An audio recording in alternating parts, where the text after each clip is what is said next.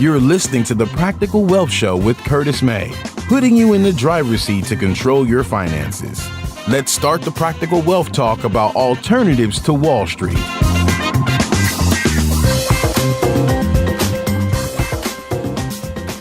This is your host, Curtis May. Listen, I am so excited. So I titled this show Fly Eagles Fly because as I record this, it's after the Super Bowl. And, I am a long time talking about since I was, 6, Eagles fan.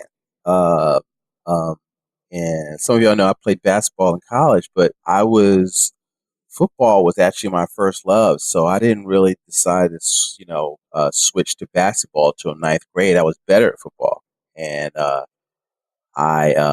but I went to a school where it didn't have a football team. And I really loved the school and I didn't want to transfer. I saw the NAAs on TV for the first time and said, hey, I want to play college basketball. But Philly is lit up. And people are like high-fiving people at Wawa. For those of you who are not in Philly, that's or Delaware Valley area. It's like 7-Eleven or a convenience store, but better. Okay. But it is really exciting, and it's just, I love team sports and, the competition of football and the teamwork. And there's just so many, lessons in there. I can bring everything back to money, as you know. But, there's a lot of good lessons that I think that to glean from this that from a financial standpoint, but I'm really so proud of the resilience of the team, and so there's a lot of lessons, and I'm hearing the coaches talk, and one of the things that Doug Peterson said, he said that an individual can make a difference, but a team can make a miracle, and so we witnessed a miracle, and it wasn't actually a miracle because they were a really good team, and everybody was worried here. But I remember Nick Foles from, 3 years ago. So he was balling out then. So it was, you put him in the right system. See, the key, I remember Chris Carr saying, I'm going to geek out on sports on this on this podcast, just so you know. But, the goal of this show is I want you to understand that investing is a team sport. And one of the things Chris Carter said, I saw him on TV a few weeks ago, he says that, the NFL is a system, and they're great. He says only a few great players, LT, Lawrence Taylor, Dan Marino, they'd be in a Hall of Fame within the right system. But he says, he was, when he got traded out of Philadelphia to Minnesota, he's in the Hall of Fame because the coach decided to build around him and create a system where he could be successful. Okay. And the system is the key.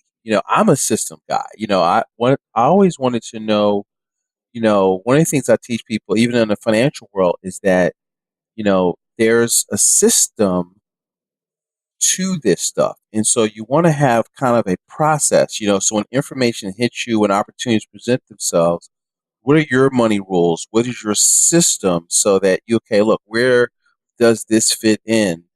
Because see, once you know the system, you can call an audible to do a football term, meaning that, okay, the defense comes up to the line and you want to do something different, but you've already got a backup plan. If they do this, then we're going to do that, right?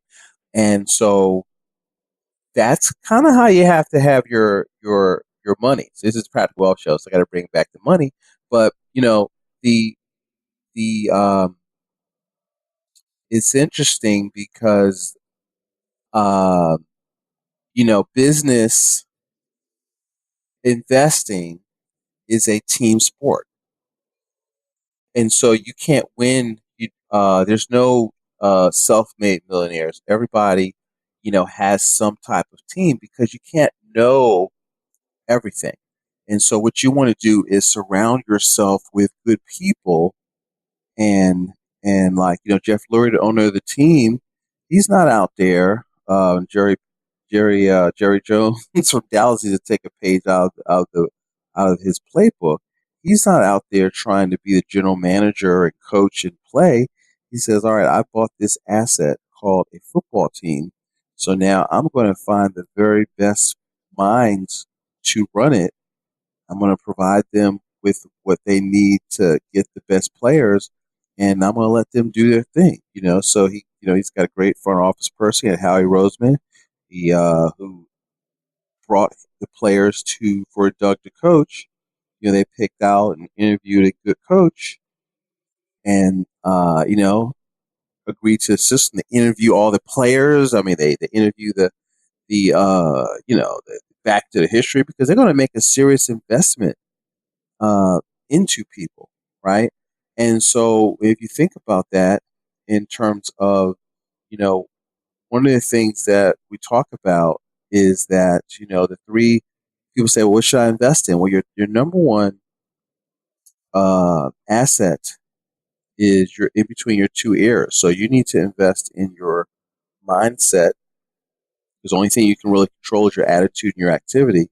You need to invest in your skill set, and you need to invest in your network, right? So you've got to have good teams. You have to build a team. That's all I'm thinking about. Okay, how do I add to my team? I need a service. We're growing, so I need to add on help with customer service and with marketing, right? So whereas you can't do everything, and you got to kind of let go so that you can grow. You want to build, we're building an agency. So I'm basically the head coach interviewing good players, you know, that are studs that are, coachable, that have a big dream, that are willing to work together so that we can, get our message. My Super Bowl is helping my players reach the income Super Bowl. We call it, we don't do it here, but getting $100,000 ring is kind of like getting a Super Bowl ring. And so, helping people hit their milestones, hit their goals. But how do you do that? See, in our business, if you are serving clients, what we want to do is bring people to the prosperity economics movement, because I think this is a message that needs to get out.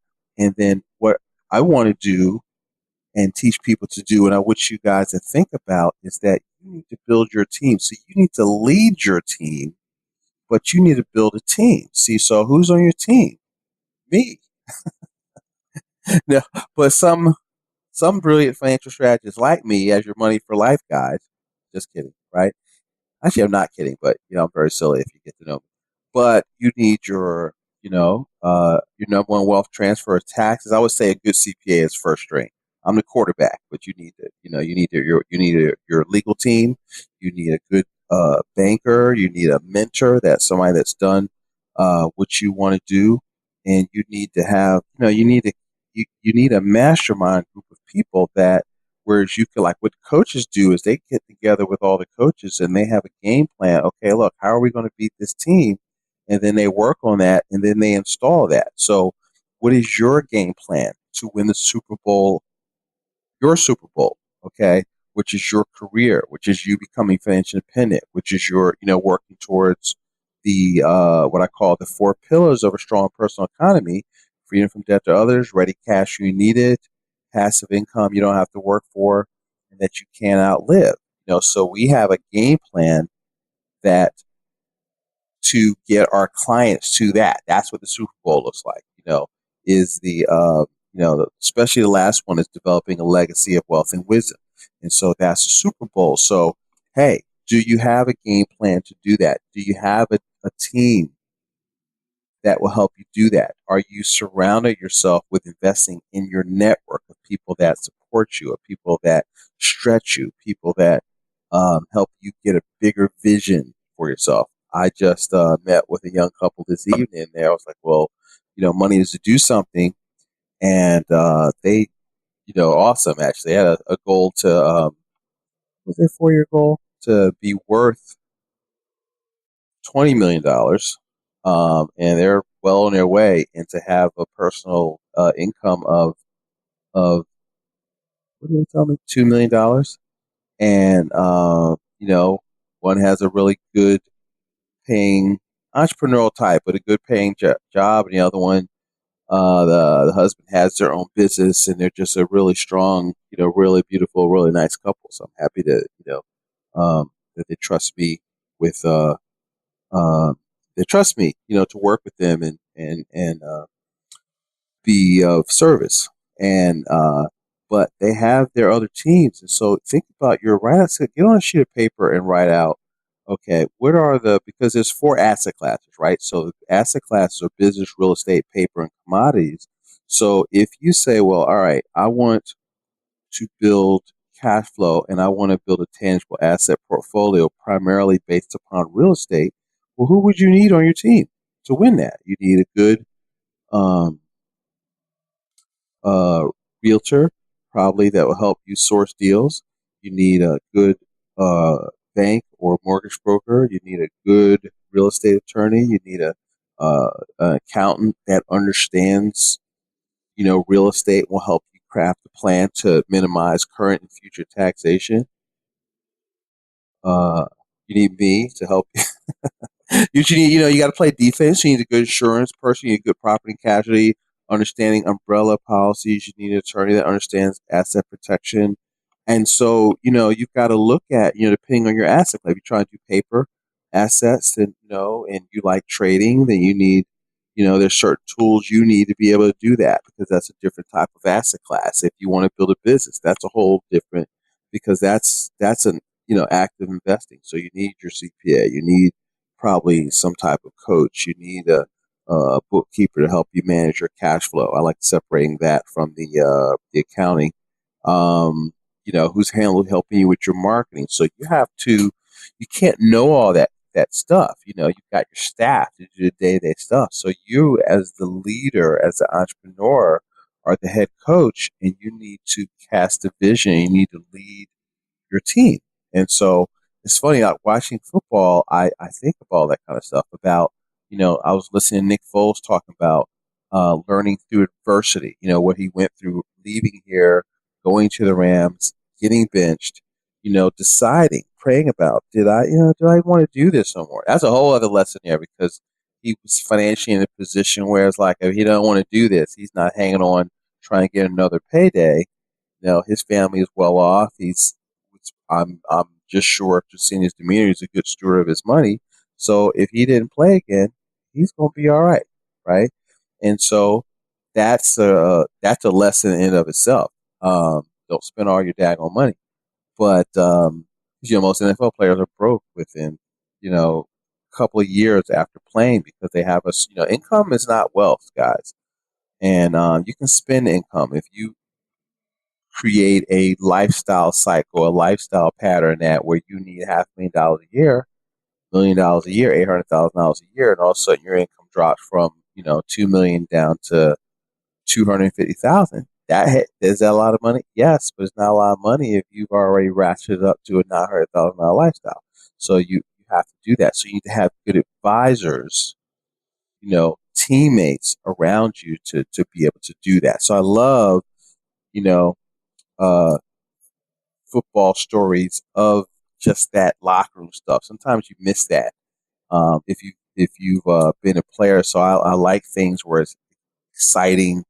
I loved football because it was just you know man on man. And you got a person, and it's a team game, but it's really not, because you need to.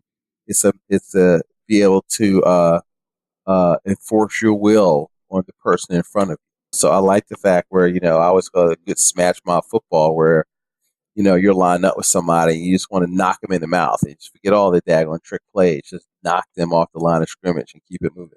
So I don't even know, I'm off the rails here with talking about finance. I'm so excited about football. Our parade is coming up Thursday, and so this probably will come out. I'm not sure if I'm going. I decided I'm gonna let my daughter go, because I remember in 19, want to date myself, but 80 when the Phillies won. That's what Tucker McGraw with the last pitch. I still remember watching that game.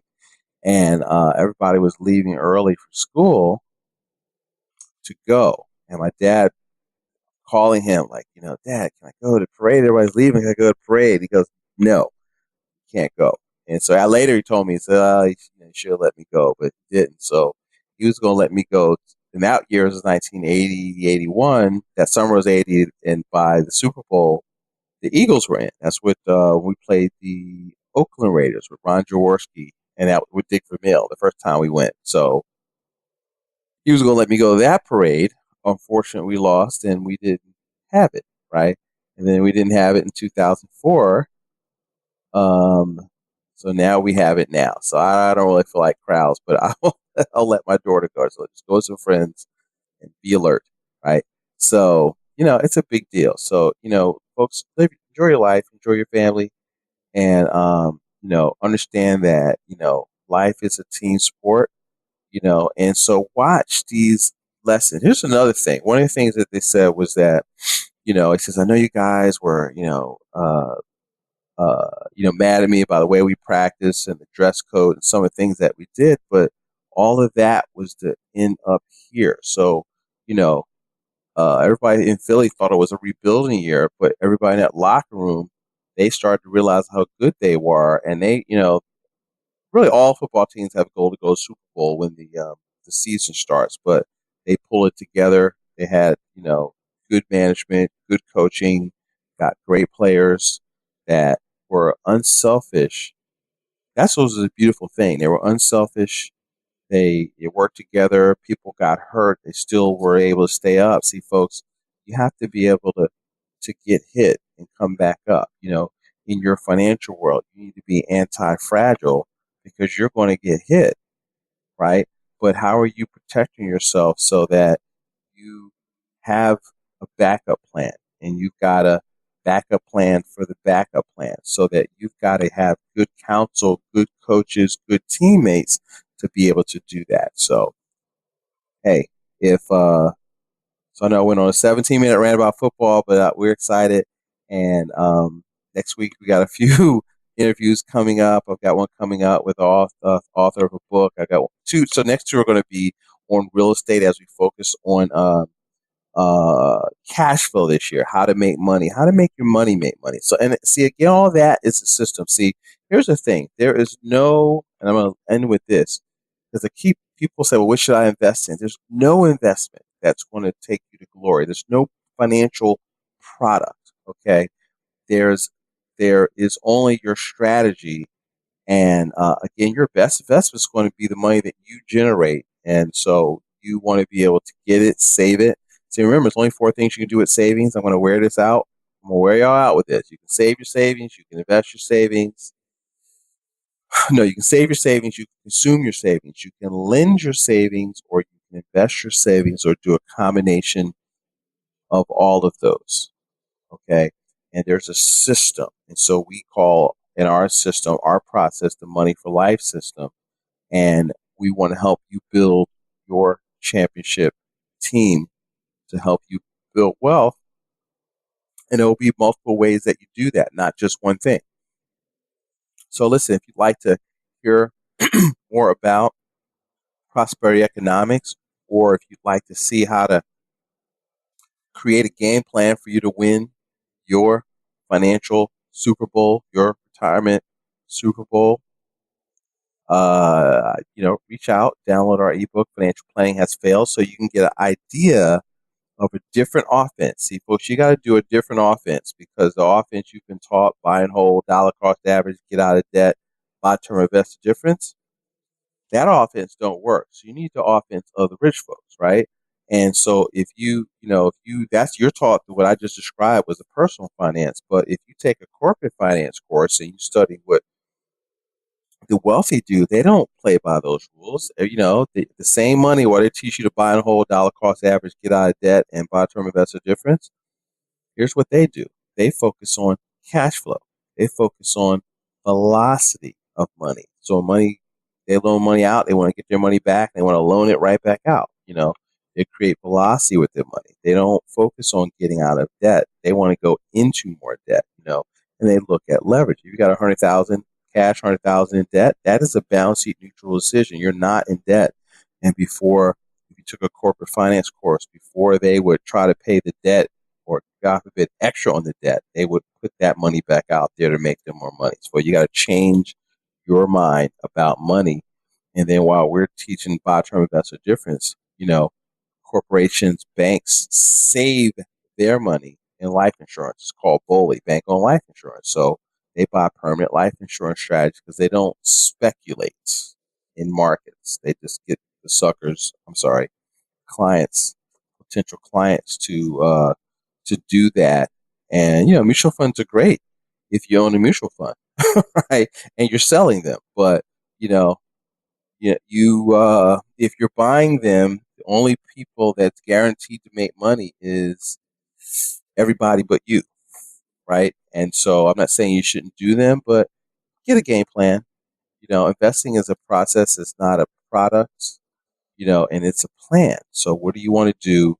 And then figure out what you need to do to get from point A to point B. So with that, folks, Curtis is out.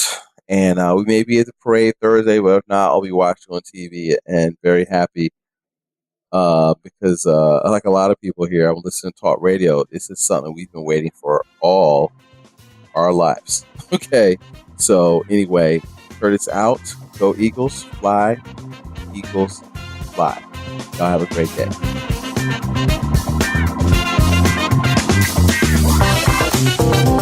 Thanks for listening to Practical Wealth. To access the show notes and resources, go to practicalwealthshow.com. To get your questions on the show, go to practicalwealthshow.com.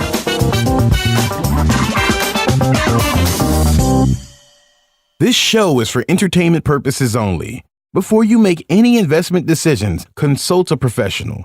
This show is copyrighted by Practical Wealth. Written permission must be granted before syndication or rebroadcasting.